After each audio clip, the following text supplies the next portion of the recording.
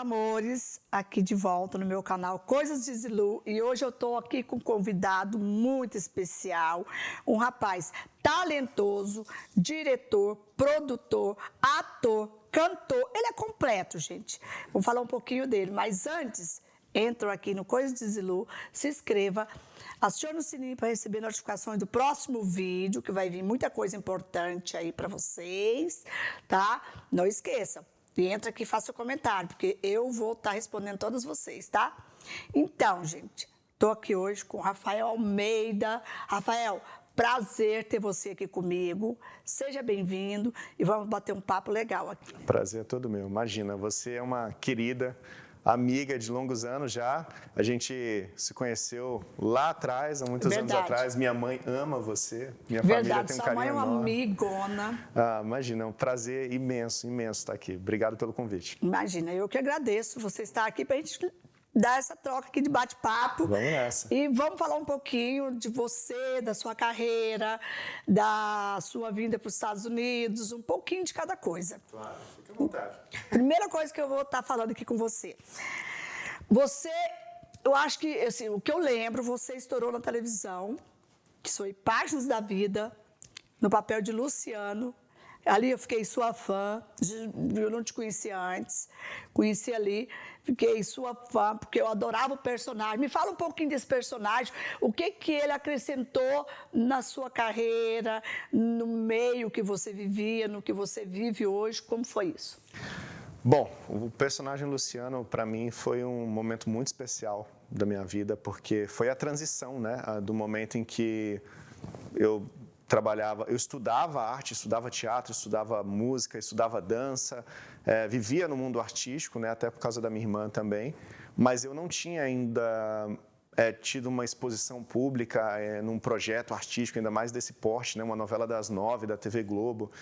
E foi a grande transição ali para mim, né, de existencial ali, de repente eu era uma pessoa anônima. E o papel era uma coisa assim pequena que se tornou tão grande, né, pelo aquilo que você fez ali. Para mim foi uma grande transição, porque é o momento que eu estava completamente anônimo e de repente entrei na novela e o personagem cresceu o personagem teve uma importância assim na trama tão grande que nossa, abriu um monte de portas e esse reconhecimento, o carinho do público nas ruas, aquilo para mim foi muito chocante, né? Inclusive quero deixar aqui, sempre que eu posso, eu deixo um agradecimento muito especial sempre a Deus, porque Deus que abre todas as portas e conduz minha vida, mas assim, eu sempre deixo um agradecimento muito especial ao Jaime, né? Jaime Monjardim, que é o diretor da novela. Monjardim, gente, quem não sabe que a irmã dele é a Tânia Mária, tá? Que todo mundo conhece aí, sabe quem é. Sim, sim.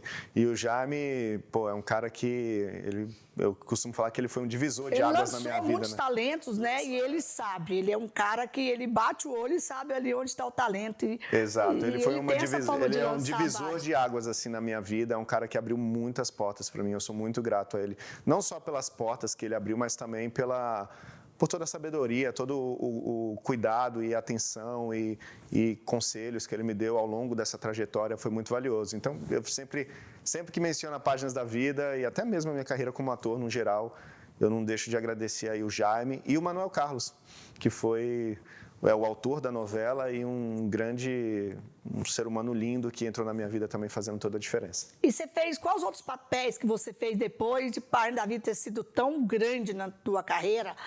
E você continuou trabalhando como ator? Quais os outros papéis principais que você chegou a fazer? Então, logo depois de Páginas da Vida, eu tive um teste. Eu fui convidado para um teste de malhação. Eu fiz esse teste com o Ricardo Waddington, na época. Que também é um grande diretor, foi ele que dirigiu o meu teste, eu fiquei acho que a direção da novela era ele, o Mário Márcio Bandar, tinham outros diretores também, mas o meu teste, até o que eu lembro, foi dirigido pelo Ricardo. E, cara, eu entrei como protagonista da temporada de 2008 de Malhação. Logo depois da novela das 9 Páginas da Vida, né? Que eu fazia o Luciano, que era um pianista, e depois eu fui para Malhação, que era um band leader, o líder da banda, era um cantor na Malhação, que é o Gustavo, o personagem Gustavo. É que é engraçado, porque eles falam que Malhação é feito para adolescente. Eu, então, fui adolescente a vida inteira, porque eu assistia tudo. E assisto, assim, quando tem Malhação, gosto de assistir, gosto de ver o que está acontecendo, porque ali, acho que retrata um pouco da adolescência, essência do que os jovens estão conflitos que fazendo, estão acontecendo, conflitos com os pais, com o dia a dia, com a interação deles na escola, no trabalho, em tudo, né? Eles estudavam bastante assim, os conflitos que estavam acontecendo naquela geração e colocavam na trama, né? E eu tive essa alegria aí de atuar em Malhação como protagonista e também ao lado de um elenco muito, muito especial. Tenho muita gratidão por todos os diretores.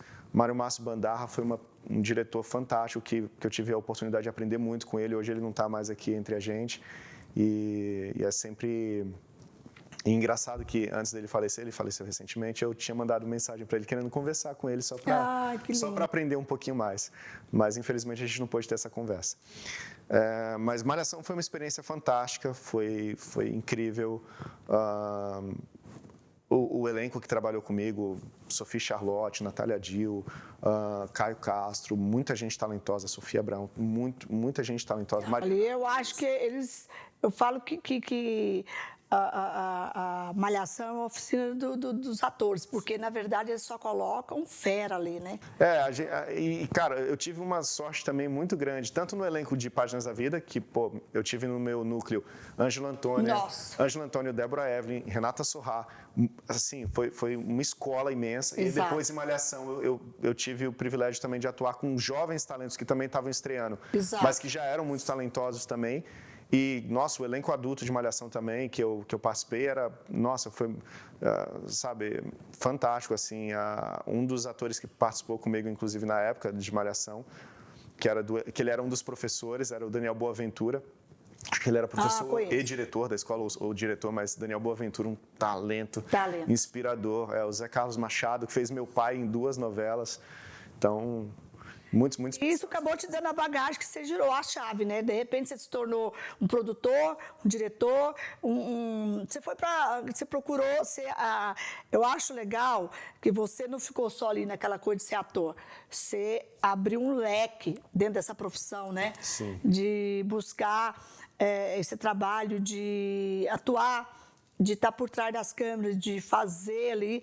Me conta um pouco disso. Inclusive, eu estou sabendo que você fez aí o último clipe do Roberto Carlos. Fala um pouco disso aí, porque o pessoal que está aqui quer saber. Pois é, então, quando eu estava gravando como ator nas novelas, uma coisa que me chamava muita atenção era o trabalho da equipe técnica, sabe? Muita gente talentosa, dedicada e muito profissional e o esforço de cada um ali na sua área, né? Desde a pessoa da maquiagem, a pessoa que estava cuidando da parte de cuidar dos cabos, das câmeras, o diretor, enfim, todo aquele processo, aquela mágica que acontece por trás das câmeras, eu achava fascinante. Claro que tinha o prazer de estar na frente da câmera e atuando, como eu disse, com vários talentos, mas essa mágica que acontecia por trás, o esforço de todo mundo ali, o diretor coordenando a equipe, aquilo me encantava. E também tendo o Jaime, né? Como cunhado, que é um grande diretor. Exato. E convivendo com ele, vendo sempre ele pensando sobre os projetos, o processo de criação, o processo por trás das câmeras, aquilo foi me dando uma paixão, uma vontade de também começar a criar os meus próprios projetos e começar a realizar projetos por trás das câmeras. E aí eu, enfim, comecei a comprar meus equipamentos. O dinheiro que eu ganhava como ator ia me equipando ali como diretor. Uhum. E também estudar, né, como operar esses equipamentos e também aprendendo muito com a equipe da Globo. Tipo, ali no set de gravação, às vezes acabava a minha gravação como ator, eu ficava para assistir as outras gravações dos outros atores. Ali do lado. Mas eu ficava com a equipe, ouvindo e aprendendo e perguntando. Tentando não atrapalhar, claro, mas eu era muito curioso.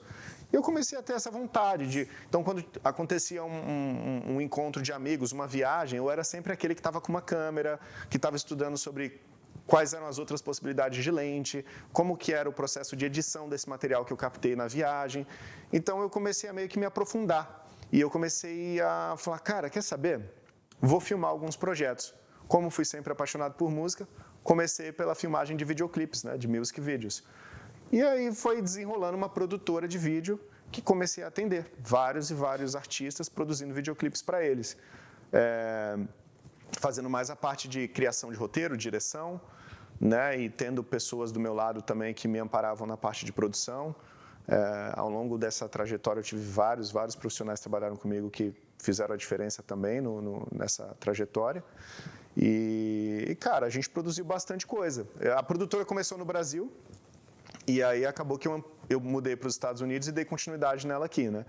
Mas, enfim, já fiz videoclipes do Gabriel Pensador, Guilherme Santiago, Simone Simaria, Lecha. Só fera, né? Porque são Marcos e Belucci, da minha irmã, Tânia Amara. Lógico. Fiz Amado Batista, fiz Roberto Carlos recentemente. É porque, assim, falar todos os nomes, a gente não consegue lembrar. Exatamente. Assim. Já filmei comerciais com a Ivete Sangalo no elenco, já tive Só fera boas experiências.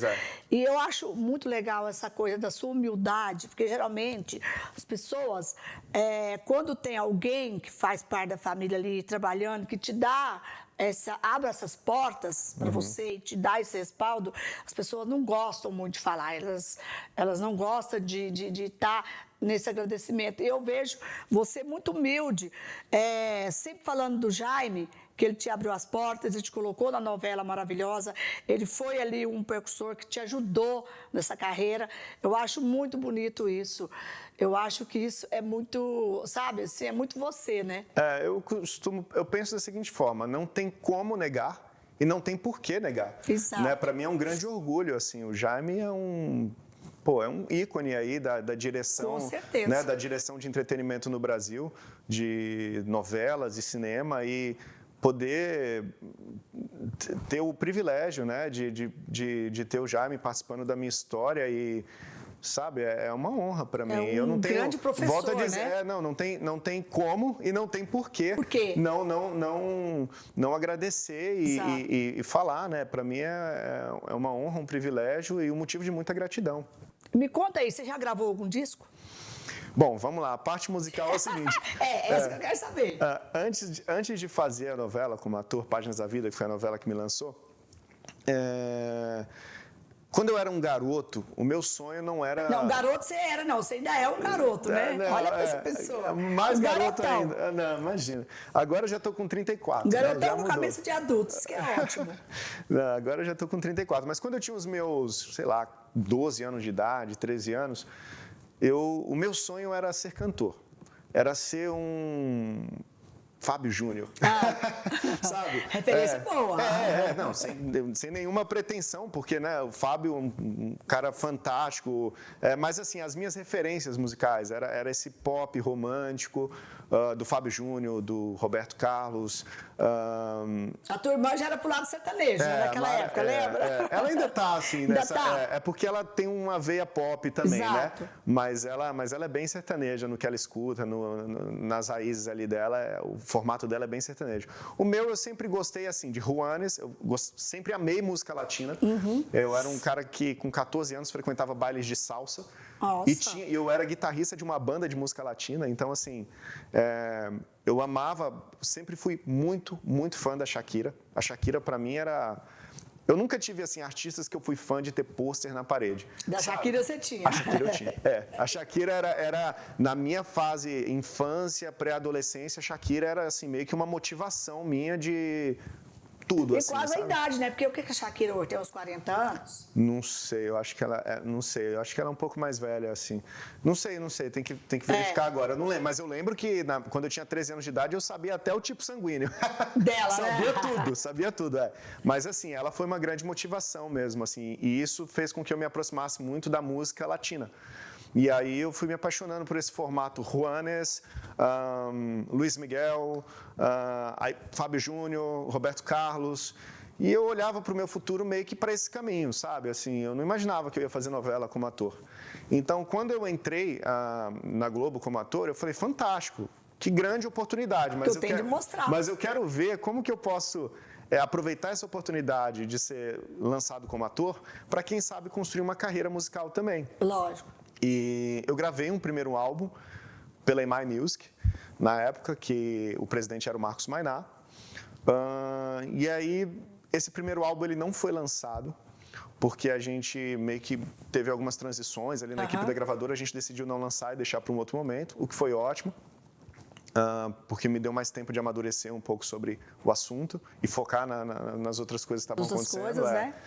e emendei Malhação depois, aí depois vieram outras novelas, minissérie. Então, foi bom, assim, não ter lançado aquele álbum naquele momento. Por um lado, né? E aí depois eu comecei a falar, cara, além de comprar meus equipamentos de filmagem e começar uma produtora de vídeo, me dedicar à produção, à direção de music video, de videoclipes de música, eu vou também cantar, porque eu componho bastante. É uma coisa que eu amo fazer desde criança, que é compor. Pegar meu violão, compor uma música sobre algo que eu estou sentindo. É uma coisa de talento uma mesmo, relação, né? que eu estava vivendo na época, eu queria transformar aquilo em música. Então, eu gravei um álbum chamado Vem Jogar, e também gravei, que tem composições minhas e composições de outras pessoas. E esse álbum teve 2 trilhas sonoras na Globo, foi lançado pela Som Livre, teve 2 trilhas sonoras na Globo, de novelas. E depois eu lancei um EP chamado Rio Califórnia, que foi meio que um EP que ele simboliza, ele representa o período meu morando em Los Angeles, como estudante.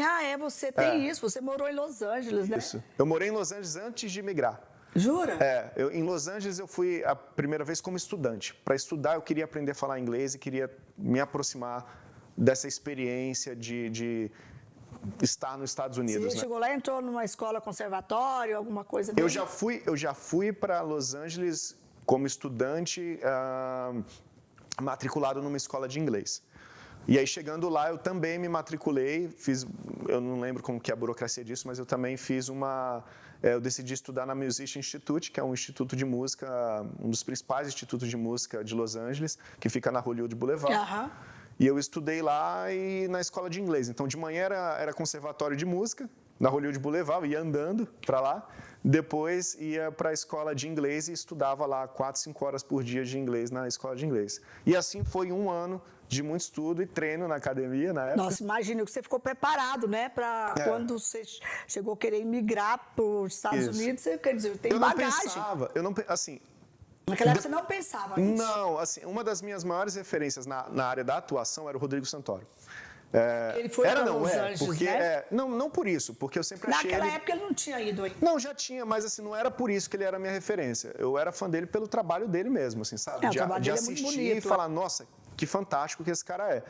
Porém, ele começou essa trajetória internacional e eu falava, cara, eu tenho que aprender a falar inglês. Então, eu fui para Los Angeles para aprender a falar inglês. E fiquei um ano estudando e voltei para o Brasil. Só que quando eu voltei para o Brasil, eu voltei com esse desejo no coração de retornar para os Estados Unidos, mas dessa vez não como estudante, mas como realmente um imigrante, uma pessoa que iria expandir aí esse território. Você já veio com essa coisa, na cabeça de morar e fazer alguma coisa aqui mesmo, nos Estados Unidos? A primeira vez foi só para estudar e eu nem imaginava a possibilidade de morar aqui. Depois de um ano estudando em Los Angeles, foi em 2014, eu voltei para o Brasil e ficou no meu coração uma grande vontade de voltar. Mas quanto tempo você ficou a mais no Brasil, então? Eu fiquei uns 3 anos, eu acho, que no Brasil, depois da experiência de Los Angeles. Né? Eu já voltei de Los Angeles falando, cara, eu quero morar nos Estados Unidos. Não sei se vai ser para sempre ou não, mas eu quero morar nos Estados Unidos. Então, eu voltei para o Brasil com essa meta de trabalhar no Brasil para me preparar para uma futura imigração, para morar de verdade, sabe? Aplicar para um visto e, sabe? Quando você voltou para o Brasil, você ficou lá 3 anos, você namorou, você noivou. Me conta como foi isso. Como você deu essa partida e pôs um fim em tudo e veio embora. Ok, aí... vamos entrar nesse lance. Tudo bem. Não, se você quiser falar, se não quiser também... Imagina. Eu voltei de Los Angeles, eu já estava namorando. Eu fui para Los Angeles, eu estava conhecendo uma pessoa muito especial, Maria Fernanda, e a gente começou a namorar, eu estava lá e a gente ela ia me visitar sempre, porque eu não podia voltar, uma vez que eu estava concluindo um curso lá.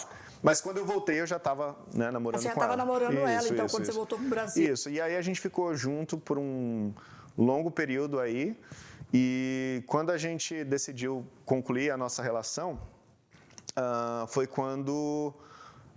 depois que a gente se separou, né, eu tive um convite da minha irmã e do Tom, que é meu cunhado, falando assim, Rafael, olha só, a gente está nos Estados Unidos, tiramos o nosso green card, estamos abrindo uma empresa aqui e seria muito legal poder contar com o seu trabalho aqui com a gente.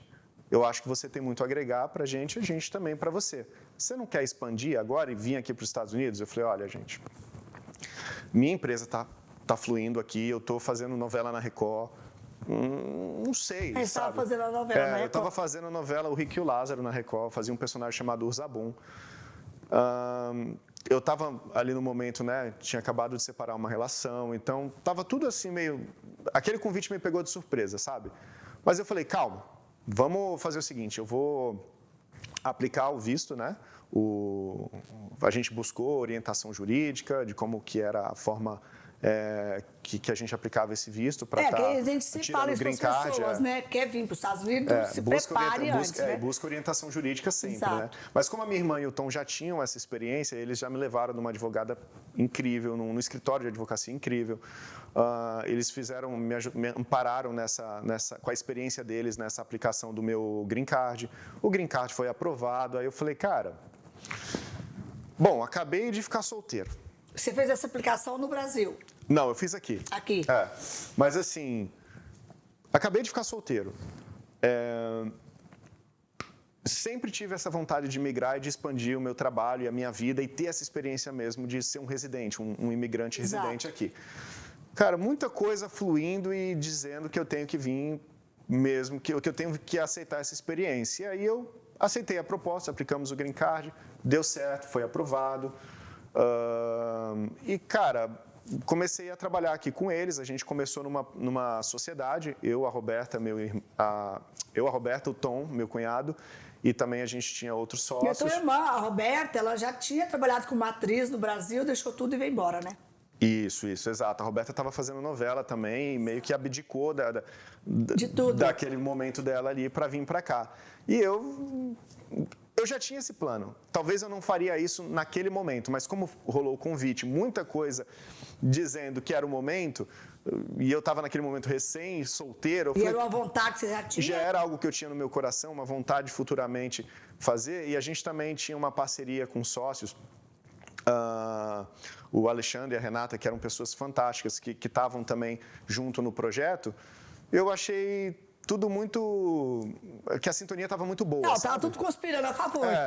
Tudo conspirando a favor. E aí eu falei assim, cara, acho que Deus está falando no meu coração que é essa o momento. Esse é o momento, é o que eu tenho que viver. E eu vim, foi muito legal a parceria com o Tom, com a Roberta, o Alexandre, a Renata, são pessoas que eu tenho uma gratidão imensa por todo o apoio, todo o carinho que eles tiveram comigo aqui. Acabou que a Roberta e o Tom decidiram voltar para o Brasil. Pois é. Que doideira, né? Doideira. Não pelo... Assim, voltar para o Brasil é algo que todo imigrante, eu acho que tem um pouco esse sentimento no coração. Você vem com aquele sentimento assim, eu ainda vou voltar para o Brasil, não é assim? Eu acho que todo imigrante sente um pouco essa vontade. Será que? Não sei, eu posso estar falando, eu não quero falar generalizar, porque cada um tem seu sentimento e sua experiência. Mas eu acho que muitos brasileiros têm essa sensação de, sabe, pô, tô aqui, tô vivendo essa vida legal, mas será que o Brasil não está me chamando? Também, né? Às vezes acontecem oportunidades que você fala, é o momento de eu voltar. Mas a Roberta e o Tom, eles decidiram ali na pandemia, né? A Roberta tinha tido as filhas dela, minhas sobrinhas, e ela queria que as filhas dela tivessem mais proximidade com os avós que estavam no Brasil, então ela decidiu voltar. Seu pai e sua mãe jamais quis vir para cá, né? Então, meu pai, inclusive meu pai e minha mãe amam você, né? Você já foi cliente deles, né? Já, lógico. A Camila. Exato. E assim, eu tenho um agradecimento muito grande pela sua mãe, que a Camila foi morar no Rio de Janeiro sozinha, aí a tua mãe deu toda aquela, sabe, aquele apoio, aquela coisa de mãe, de proteger, de cuidar. Eu não tenho nem palavras para agradecer ela, porque isso quer dizer, né? Ela fez isso pela minha filha. Minha mãe ama a Camila e tem muito carinho por você também. E você já foi cliente deles, eles trabalham... Já. Meu pai está lá, né, corretor de imóveis. E meu bem pai, sucedido, minha mãe, né? Graças a Deus, eles estão indo super bem, venderam a casa da Xuxa, né? Eu sei, ela me contou, eu falei, nossa, olha, que coisa. Eles têm algumas, assim, eles estão indo super bem, graças a Deus, fazendo muitos negócios lá, como na área de corretagem, né? Real estate, que a gente chama aqui. Sério, né? São pessoas muito bem relacionadas e levam muito a sério o trabalho, com muita dignidade. Eu acho que isso conta muito, né? Não, As meu pessoas pai confiam plenamente nisso. Exato, Inclusive já deixo aí, ó, Roberto Almeida Imóveis. Roberto, né? Roberto Almeida Imóveis. Roberto Almeida é minha assinatura, viu, gente? Almeida Imóveis. Você também é Almeida, né? É só vocês quererem vender uma casa aí no Rio de Janeiro, sei lá, no Brasil inteiro. Vender ou comprar, né? Entrega na mão deles. Ou comprar. Os caras são feras. Não, e são mesmo, de verdade, tá? Eles fazem um trabalho muito legal. Eu tenho muito orgulho da dedicação do meu pai e da minha mãe no trabalho deles. E, inclusive, meu pai trabalhava com imóveis antes mesmo da carreira, né? Ele trabalha com isso. Acho que foi a primeira profissão, assim, do meu pai... que eu lembro, né? Assim, eu nasci, ele já era corretor, então ele tem uma tradição mesmo nisso. Teu pai no ramo de imóveis, e aí os 3 filhos artistas. Eles pensaram, meu Deus, que será isso, né? Foi pro lado, né? Os 3 pro lado uma atriz, você virou cantor, ator, tudo. A Mara, a Tânia Mara, já mais pro lado de cantar, né? E meu pai meio que ele ajudava a gente na gestão toda ali, ele era meio que ele figurava como um empresário meu e da minha irmã. E ao mesmo tempo ele ia tocando ali a parte de imóveis, né? Porém, com o crescimento da carreira da Mari e a minha carreira na época... A tua irmã era jovem pra caramba, a gente sempre encontrava com ela nos estúdios, tudo, sua mãe sempre do lado. Isso, meus pais sempre foram muito presentes na nossa vida, tanto da Mara, da Roberta, na minha vida. E assim, meu pai e minha mãe meio que faziam uma gestão da nossa carreira e como cresceu muito, eles começaram a se distanciar um pouco do negócio deles, mas quando eu decidi ir para trás das câmeras e migrar, a Mara também decidiu, né, que a carreira dela entrou num momento ali, um outro momento de mais estabilidade, mais tranquilidade também. Aí meu pai e minha mãe, né, quis ser mãe e virou aquela coisa mais tranquila. Isso, aí meu pai e minha mãe retornaram de novo para os negócios dos imóveis e, cara, eles estão arrebentando lá no Rio de Janeiro. A área deles, Sempre que alguém quer comprar ou vender, eles fazem um trabalho diferenciado ali. Eles sempre têm resultados positivos. É uma coisa muito personalizada, né? Muito boa, né? Bem exclusiva, né? Eles atenderam a Xuxa lá na demanda. Já atenderam você? Cara, você é cliente deles? quantas pessoas tentaram vender aquela casa da Xuxa e teu pai entrou no negócio e vendeu? Meu pai e minha mãe. É uma dupla dinâmica ali, né? A dupla. Eles estão sempre juntos ali. Muito bonitinho. Eu adoro eles. Muito legal. Beijo, um beijo. Um beijão. Pai, beijo mãe. Pra vocês. Cheio de orgulho deles e muito amor. E quando vier para Orlando, ó, minha casa está aberta para vocês, tá? Eu sei que vocês têm um filhão aqui, mas não tem problema não. Pode vir para minha casa, tá? Tá certo. Olha que minha mãe vem, hein? Vem e faz aquela bagunça dela. Eu adoro isso. Tá certo. Me fala um pouco de esse grande amor, esse romance que você vive hoje com a tua mulher, que eu conheci a Marjorie, ela é uma pessoa maravilhosa. E como foi isso? Como surgiu esse grande amor que eu vejo que vocês são alma gêmeas? Como foi? Olha só, bom, vamos lá. Quando eu vim para cá, para começar essa parceria com o Tom e com a Roberta, era uma empresa chamada Bimouse, que ela ainda existe, essa empresa, só que agora no Brasil. Eles deram continuidade a essa empresa no Brasil. Eles estão lá arrebentando também. Olha que legal. Eu sempre esqueço o nome da cidade agora. Patos de Minas, pronto. Patos de Minas. Eu sempre confundo com Pará de Minas. Pará de Minas. Eles estão lá arrebentando em Patos de Minas. É uma agência mesmo de publicidade que faz produção audiovisual e tudo. Enfim, eles estão lá arrebentando. Eles decidiram voltar, né? Mas eles estão morando em Patos de Minas? Eles moram em Patos de Minas. A família do Tom é uma família que tem... Até um estilo de vida legal, porque ele não está ali dentro da capital, né? Isso. É um estilo de vida bem gostoso. A Roberta está muito feliz, sabe? Ai, que bom. Porque quando ela falou, eu vou voltar para o Brasil, eu fiquei um pouco assim, mas vocês lutaram tanto para estar, né, com com green card, com a empresa estruturada aqui, tem certeza dessa decisão? E eles foram e, cara, eles estão super felizes, sabe? Que bom. Estão super bem realizados, a empresa deles está mandando ver lá em Patos de Minas, no Brasil, tem uma produtividade muito legal, eu sempre acompanho ali os resultados deles. E eu segui o meu caminho independente aqui, né? Montei a minha nova empresa aqui. Sua produtora. Que se chama Redream. Redream, exatamente. Como é o nome? Redream. É um pouquinho complicado. Exato. É o dream de sonhar, né? Mas o como se fosse um restart, redream, né? De recomeçar, né? Então, assim, acho que todo imigrante, quando vem para cá, não deixa de ser um recomeço, né? Não, total. E cada projeto que a gente decide realizar na minha empresa é um novo sonho. E como a gente está Com sempre certeza. pegando novos projetos, então é sempre um redream, né? A gente está sempre sonhando de novo, o tempo inteiro. Exato. Ou com projetos próprios nossos, como agora eu estou fazendo esse projeto com o Paulo Goulart Filho, que a gente vai vir filmar com você. Nossa, gente, eu vou participar do projeto deles, olha que legal. Então, assim, a gente tem os nossos projetos próprios e a gente tem também os projetos dos nossos clientes, que ligam, falam, Rafael, quero filmar um comercial com você, um videoclipe, ou um vídeo da minha empresa. E para mim é o sonho do meu cliente, mas eu, a partir do momento que eu sou contratado para produzir esse conteúdo para ele, eu começo a participar do sonho dele. O sonho dele se torna o meu. Então, eu acho que o Redream tem a ver com isso. O recomeço da minha trajetória como diretor aqui nos Estados Unidos, uma forma de sonhar de novo, diferente, para um novo caminho. E, ao mesmo tempo, eu estou sempre me envolvendo em novos sonhos. Ou dos meus projetos pessoais, ou dos projetos dos meus clientes. De outras pessoas. Exatamente. E também o Redream... Não esquece, Redream. E o Redream ele tem um outro significado para mim, que é o seguinte. Se deu errado, Redream.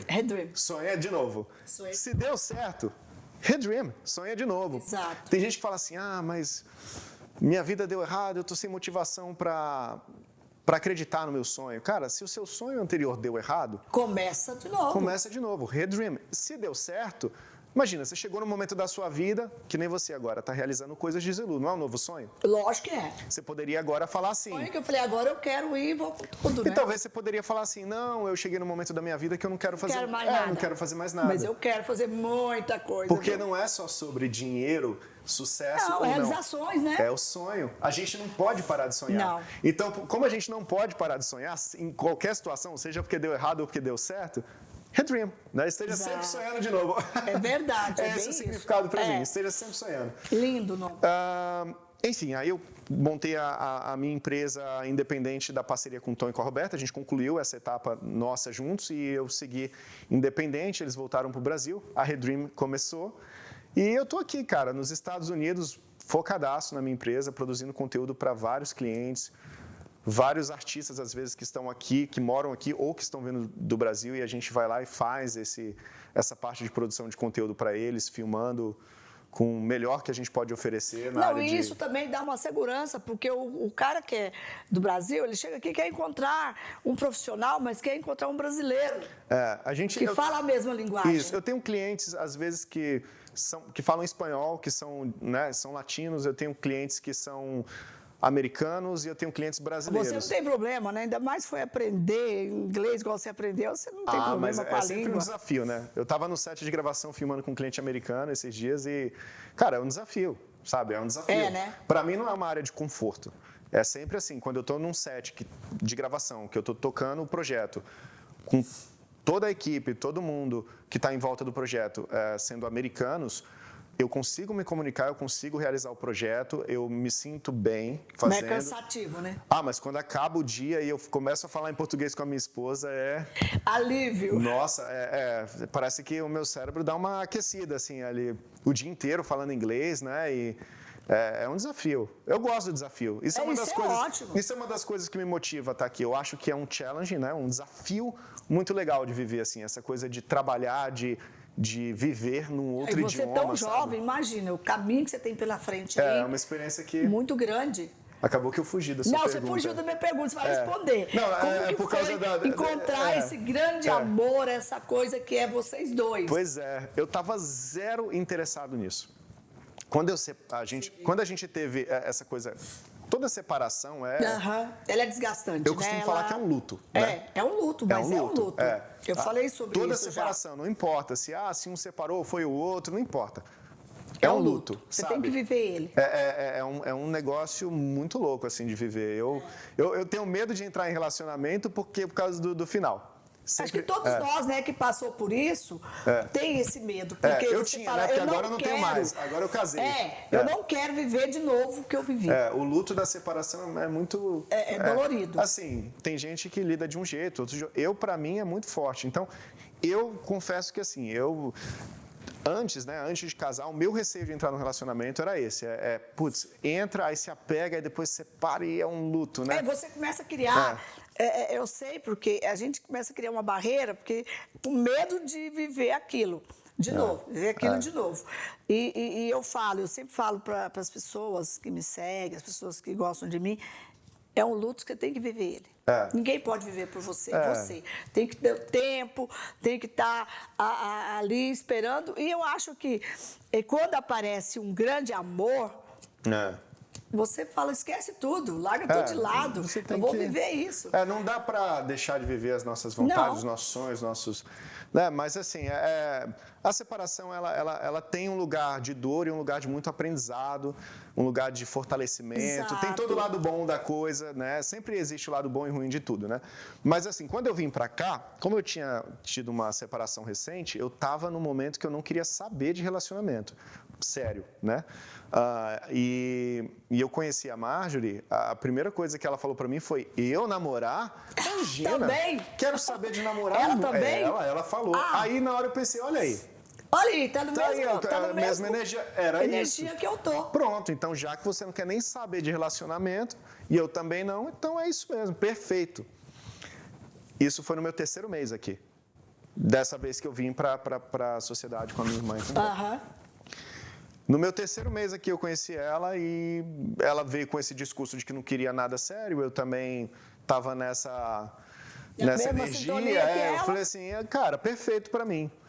E aí é aquilo, né, cara? A primeira música que eu fiz para ela chama Só Curtindo.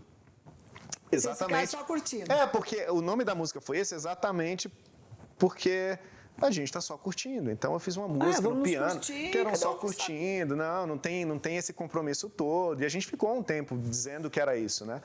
Mas é aquilo, cara, esse negócio só curtindo não funciona. Aquele bichinho vai se ali. apegando, vai criando, né, uma conexão muito forte, a gente foi se apegando e vai construindo, né? O relacionamento é uma construção também. E a gente foi construindo, assim, mesmo com esse discurso de não, a gente está só curtindo, não é nada sério, mas a gente foi construindo ali uma parceria muito grande um com o outro.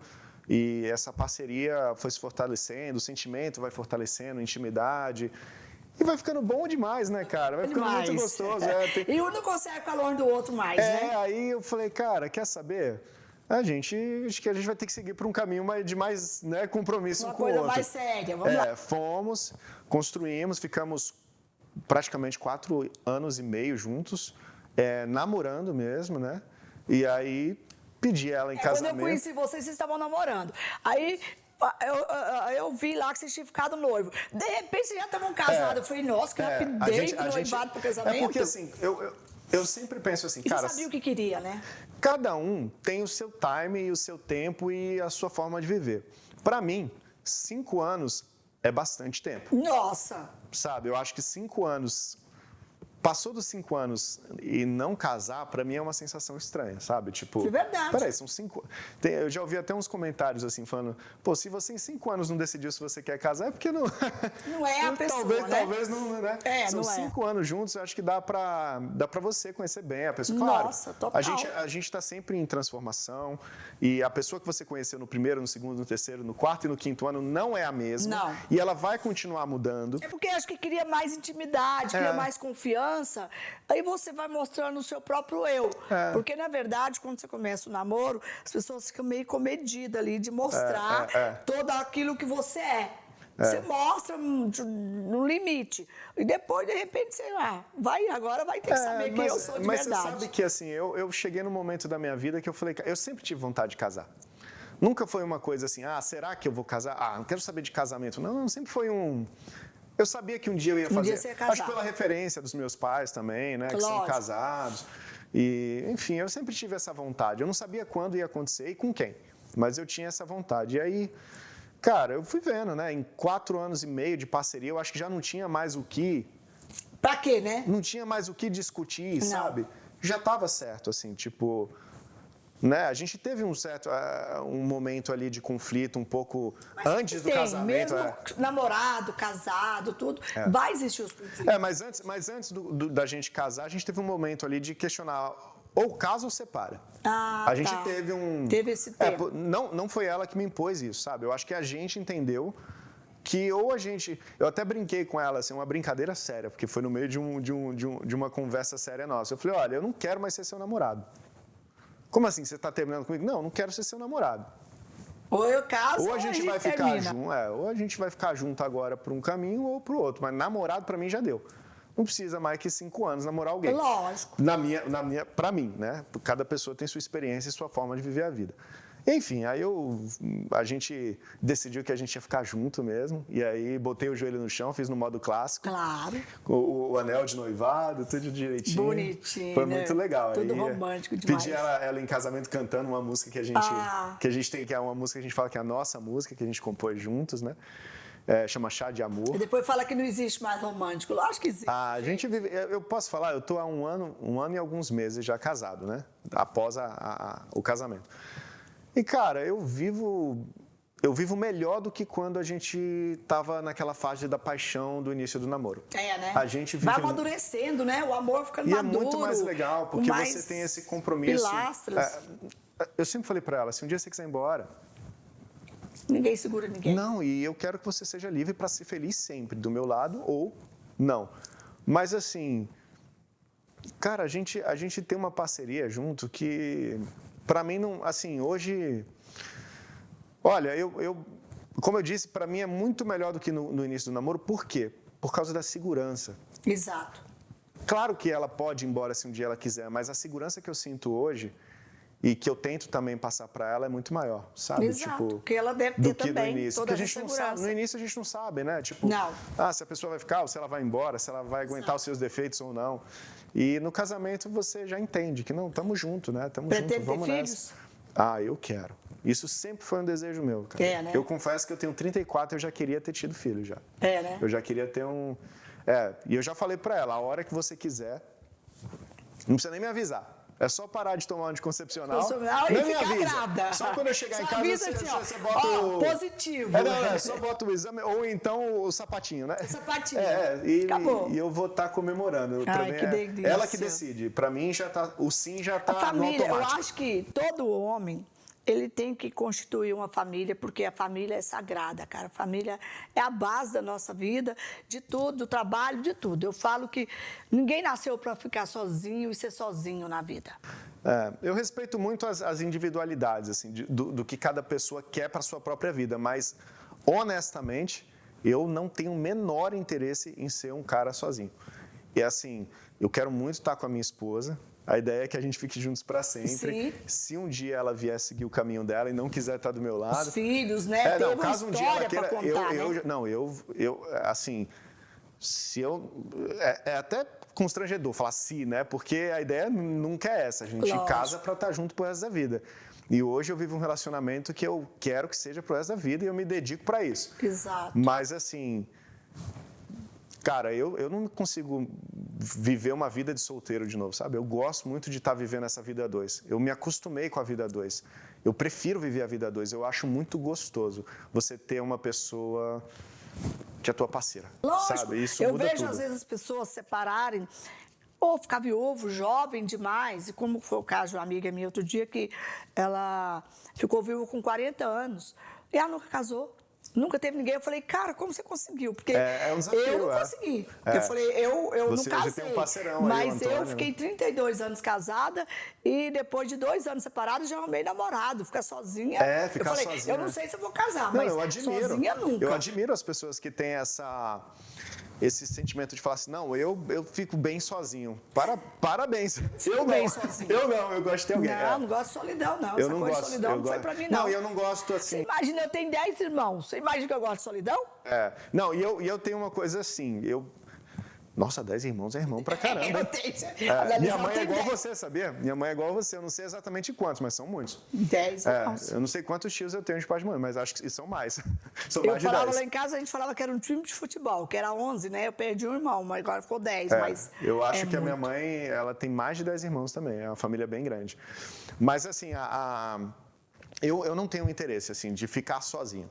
Não, o meu interesse é estar com a minha esposa para sempre, mas se um dia ela me deixar, ou então a gente vier a decidir que o nosso caminho é separado... O casamento, ele é uma instituição que você tem que alimentar ela, você tem que fazer as coisas acontecerem, não é só, tô casado... que acontecer, está acontecendo. Não é não, assim. não, é uma dedicação. Você tem que, no dia a dia, alimentar aquilo, fazer coisas prazerosas com ela. Vocês dois estão em sintonia. Criar os teus filhos, criar os filhos. É uma família. Não pode acomodar. Não, tem que, não. O casamento é assim. Eu não tenho muitos anos de casado, né? Mas assim, Mas você tem sua mãe e seu pai como experiência. Isso. Mas assim, hoje, com posso dizer 1 ano e alguns meses de casamento, cara, eu tô no momento em que de verdade, eu sinto que eu nunca estive tão bem nessa questão de entender a minha monogamia e viver ela de uma forma como tem que ser. Tá sendo muito prazeroso para mim, sabe? E eu tô amando a experiência de estar casado, amo minha esposa, nossa cachorrinha, Mel, e a gente sonha em ter filhos e, cara, a ideia é seguir juntos para sempre. Mas eu não tenho intenção de ficar sozinho. Não. Sozinho para mim não dá. Não vai ficar. Também não tem isso. Eu não nasci para isso. Eu também não. Nasci para viver. Eu tenho zero talento para ficar sozinho. Eu até era um bom solteiro, mas depois que eu comecei a ter essa vida mais em parceria com outra pessoa, acho que eu criei um jeito de viver ali que eu gosto de ter alguém. Não, eu casei, eu vivi no meio desse monte de irmão, aquela família grande, eu casei com 19 anos. É muito cedo, né? Então, assim, logo eu já tive a Vanessa, veio a Camila, depois veio o Igor, e eu vivi nesse... Então, quando eu me separei, eu falei, meu Deus, e agora o que será da minha vida? Você viver sozinha, o que eu vou fazer? Eu fiquei 2 anos, 1 ano, assim, eu vivi um luto, que eu achei que eu ia morrer. Nossa. Eu falei, eu não consigo sobreviver. Para onde eu vou, quem eu sou, o que eu faço. Aí eu falei, eu quero saber? Eu vou sacudir a poeira eu não me dou bem também. E vou embora. Mas demora um tempo. Eu tive que chorar durante 1 ano, depois estabilizar a minha vida. Eu falei, agora estou pronta. Mas 1 ano ainda é pouco tempo. Você ainda é... Eu fiquei 2 anos. Na verdade, eu fiquei 1 ano chorando. 1 ano chorando. 1 ano só chorando. Aí depois Aí depois eu falei, chega de chorar, que eu já enchi todos os lugares de lágrimas. Eu admiro essas pessoas que, quando separam, são super bem resolvidas e em alguns meses já estão bem. Não, eu não consigo. Eu não fico bem, não. Meu ex-marido, em 6 meses, eu já estava casado de novo. Eu demoro um tempo. Eu demoro um tempo pra... Eu falei, não dá, não é assim. Eu Mas demoro um tempo pra eu ficar tive bem. um casamento longo, né? Sim. Eu tive uma família, E o Brasil inteiro assistindo, né, seu casamento. Total, e todo mundo esperando o que ia Desde acontecer. criança, eu tenho essa memória Era a família Doriana, né? Família perfeita. Acompanhando a família de vocês. E depois tive o prazer de conhecer pessoalmente a família, né? A Vanessa, a Camila e o próprio Zezé, vocês são pessoas maravilhosas. E era uma família que a gente assistia de longe. A gente ainda tem essa coisa de a família tá sempre ali unida, né? Todo mundo. Mas cada um tem que seguir seu caminho, né? Tudo como Deus. A minha oração, eu sempre falo isso. A minha oração antes de dormir é o seguinte: Deus, eu não quero que as minhas vontades sejam realizadas. Eu quero que o Senhor toque no meu coração, para que no meu coração só tenham vontades que venham da tua orientação. Então, por favor, não seja feitas as minhas vontades, as suas. Eu prefiro as suas. Então, toca no meu coração para que as minhas decisões sejam de acordo com o que você pensa, de acordo com o que você... Mas é o certo, né? Você não pode exigir de Deus, tem que pedir, né?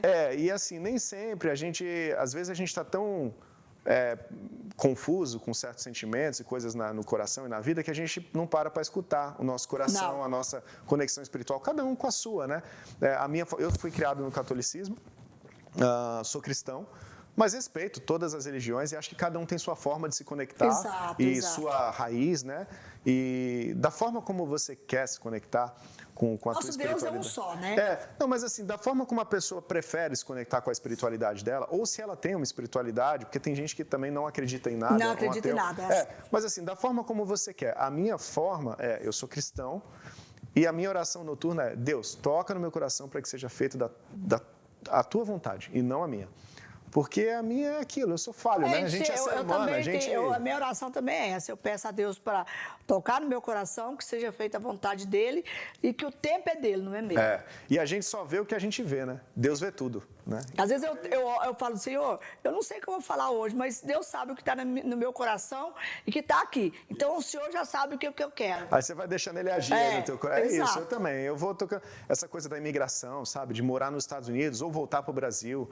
Eu estava aqui e recebendo propostas de novelas no Brasil. Nossa. E aí o coração, sabe, vai falando. E aí, cara, você vai ficar nos Estados Unidos vivendo essa experiência migratória, começando uma nova empresa nos Estados Unidos, que é desafiador esse processo. Muito. Né, abrir mercado aqui, num lugar onde... a língua é outra, os costumes são outros, o público, né? Tudo. Os clientes, tudo. Né, e você ainda está descobrindo, né? Você ainda está abrindo o mercado.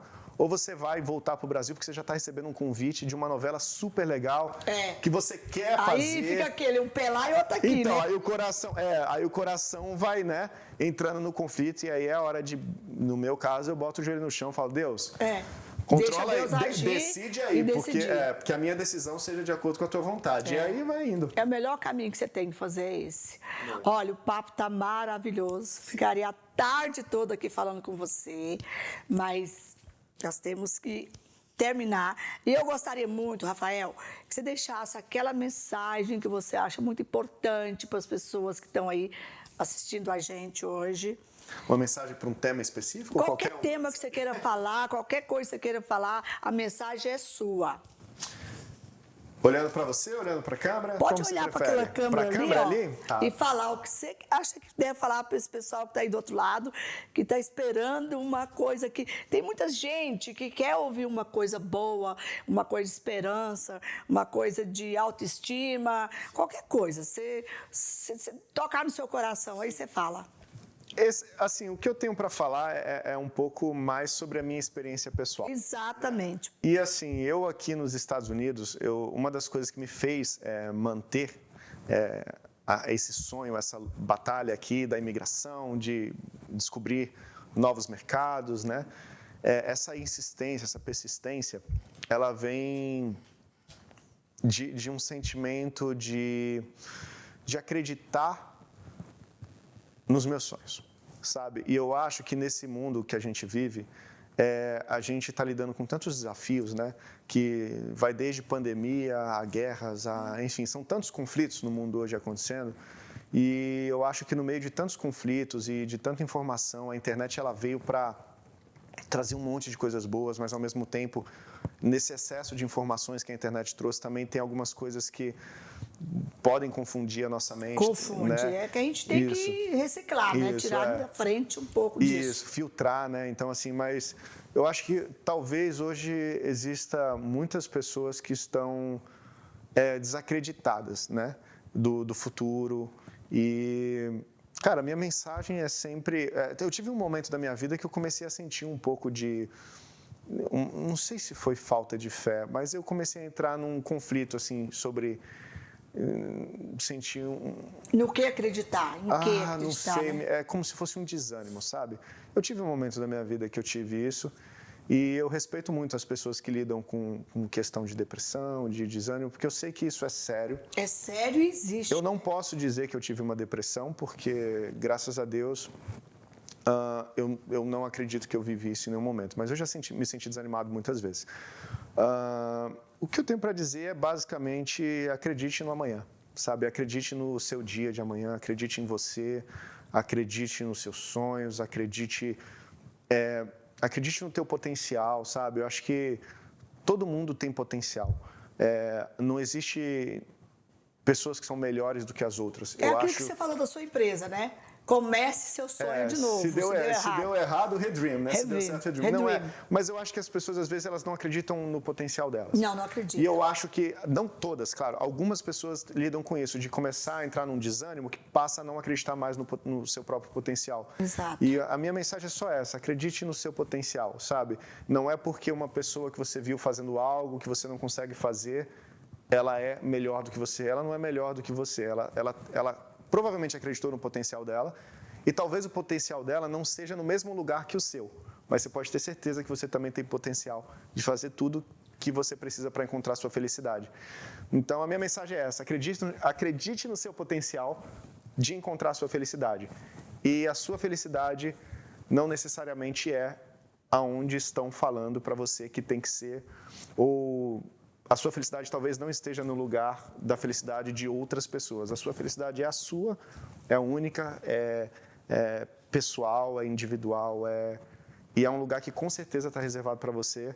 Você só precisa escutar teu coração aí para entender aonde você vai encontrar isso e nunca esqueça que o potencial para isso você tem. Só acredita e vai firme aí, continua na sua luta, que vai dar certo. Nossa, lindo. Obrigada, viu? Obrigada, mensagem linda. Tá aí para vocês. Acredita em você. Busca aquilo que você acredita que é verdadeiro, só seu. Ninguém pode fazer por você, só você pode realizar seu sonho, tá? E olha, muito, muito obrigado, Rafael. É um prazer todo meu, eu que agradeço. Tarde aqui, a gente falando para essas pessoas que estão aí do outro lado, contando um pouquinho. Gente, isso é só um pouquinho da história de vida desse moço. Lindo, maravilhoso, uma pessoa talentosa. Você viu, né? Tudo que ele faz, tá? Muito obrigada. Mas, olha, não esqueça de entrar aqui no Coisas de Zilu, se inscreverem, acionar o sininho, deixe seu recado, faça seu comentário. E se quiser fazer alguma pergunta também, a gente vai responder para vocês, tá? Um beijo no coração de cada um de vocês. E semana que vem tem mais, tá? Beijo!